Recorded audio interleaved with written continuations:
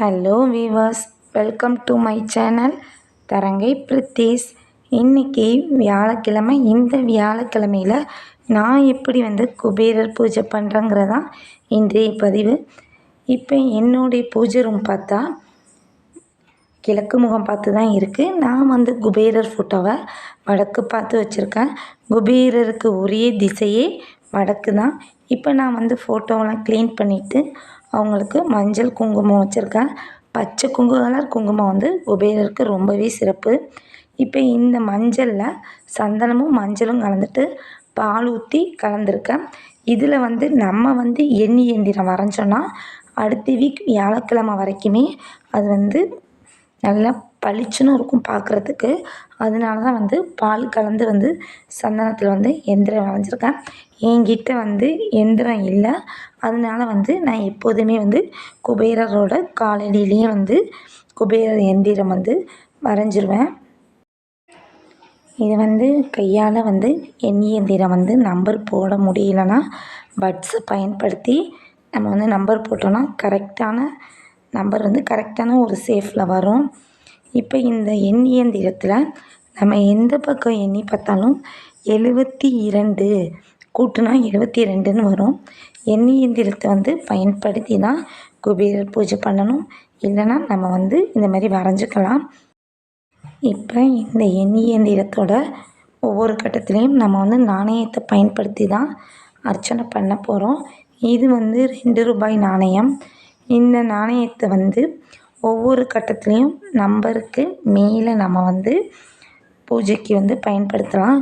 இந்த காயினை நம்ம பூஜை முடிச்சுட்டு ஒவ்வொரு வாரமும் நம்ம எங்கே பணம் வச்சு பயன்படுத்துகிறோமோ அந்த இடத்துல இந்த நாணயத்தை வச்சுட்டு அடுத்த வாரம் நம்ம பூஜை பண்ணும்போது இதே நாணயத்தை பயன்படுத்திக்கணும். இந்த நாணயத்தை நான் 48 நாள் குபேரர் பூஜைக்கு பயன்படுத்தினேன். அதே நாணயம் ஒரே நாணயத்தை தான் ரெகுலராக பயன்படுத்தணும். இந்த வாரம் ஒரு நாணயம், அடுத்த வாரம் ஒரு நாணயம் பயன்படுத்த வேணாம். இப்போ இந்த நாணயத்துக்கு நம்ம அது மேலே மஞ்சள் குங்குமம் பூவு எல்லாமே அதுக்கு நம்ம அர்ச்சனை பண்ணுறசி அதுக்கு மஞ்சள் குங்குமம் எல்லாமே வச்சுக்கலாம். இதுக்கு குபேரர் பூஜைக்கு நம்ம குபேரர் அகல் தனியாகவே கடையில் ஒரு 100 ரூபா தான் இருக்கும். அந்த அகலை வாங்கி பயன்படுத்திக்கலாம் பூஜைக்கு. குபேரர் தன்னுடைய செல்வத்தை முழுவதுமாகவே இழந்துடுறாரு. இழந்ததுக்கப்புறம் பார்த்தா லக்ஷ்மி தாயாரை பூஜை பண்ணி தான் இழந்த செல்வத்தை மீண்டும் பெற்றுக்கொள்கிறாரு. அதனால தான் குபேரருக்கும் அவர் மனைவிக்கும் மேலே பார்த்தா லக்ஷ்மி தாயார் இருப்பாங்க. நம்ம குபேரரை மட்டும் நினச்சி பூஜை பண்ணால் அதுக்குரிய முழு பலன் கிடைக்காது. லக்ஷ்மி தாயாரையும் வணங்கிட்டு அப்புறம் தான் நம்ம குபேரரையும் வழிபடணும். அப்போ தான் அந்த பூஜையோட முழு அருளும் நமக்கு கிடைக்கும். இப்போ நம்ம பூஜைக்கு பூக்கள்லாம் வச்சு நம்ம அலங்காரம் பண்ணிக்கலாம்.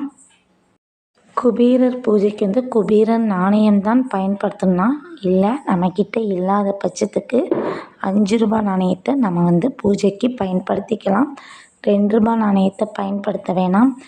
குபேரருக்கு 5 ரூபாய் நாணயங்கிறது மிகவும் சிறந்த நாணயம். குபேரர் காயினை விட 5 ரூபாய் நாணயம் பூஜைக்கு ரொம்பவே சிறப்பு மிக்கது. இந்த 5 ரூபாய் நாணயம் நான் 108 நாணயங்கள் வச்சு தான் கிட்ட ஒரு 4 இயர்ஸாக நான் குபேரருக்கு பூஜை வழிபாடு பண்ணிக்கிட்டு வரேன். இது குலதெய்வ சொம்பு. நம்ம பூஜைக்கு முன்னாடி நம்ம குலதெய்வ சொம்பை பயன்படுத்தி பூஜையை நம்ம ஆரம்பிக்கணும். என்னுடைய குலதெய்வம் பெண் குலதெய்வம். அதனால் சொம்பில் நான் மஞ்சள் தடவி இருக்கேன். நம்ம பிள்ளையாரையும் வழிபாட்டுக்கு முதன்மையான கடவுளான பிள்ளையாரை நம்ம வழிபட்டுட்டு குலதெய்வத்தையும் வழிபாடு பண்ணிவிட்டு நம்ம பூஜை செஞ்சுக்கலாம். இது மஞ்சள் குங்குமம் ஏலக்காய் சந்தனம். நான் எப்போதுமே லக்ஷ்மி தாயாருக்கு உரிய பொருளை அவங்க காலடியில் வச்சு நான் எப்போதுமே பூஜை பிள்ளையாருக்கு ஒரு மண்ணகலும் நம்ம குலதெய்வத்துக்கும் ஒரு மண்ணகல் ஏற்றிக்கலாம்.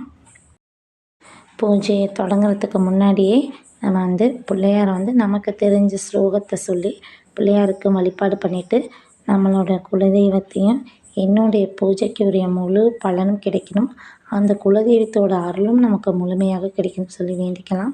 விளக்கில் எப்பொழுதுமே வந்து அன்னம் ஊட்டணும். அன்னம் இல்லாத பட்சத்துக்கு நான் எப்போதுமே வந்து விளக்கு ஏற்றும் போதே அதில் வந்து 2 கல்கண்டு வந்து டைமண்ட் கல்கண்டு வந்து அதில் வந்து நான் சேர்த்துருவேன். இப்போ நம்ம வந்து ஒவ்வொரு நாணயமாக எடுத்து வந்து லக்ஷ்மி குபேரருக்கு வந்து அர்ச்சனை பண்ணிக்கலாம். நாணயத்தை வந்து நம்ம வந்து ஒரு 4-5 நாணயமாக எடுத்து நல்லா வந்து குலுக்கணும். அந்த சவுண்டு வந்து குபேரருக்கு ரொம்பவே பிடிச்ச சவுண்டு. நம்ம ஒவ்வொரு நாணயமாக ஓம் ஸ்ரீம் லக்ஷ்மி குபேராய நமக அப்படின்னு சொல்லி நம்ம வந்து 108 முறை வந்து நாணயத்தால் அர்ச்சனை பண்ணிப்போம்.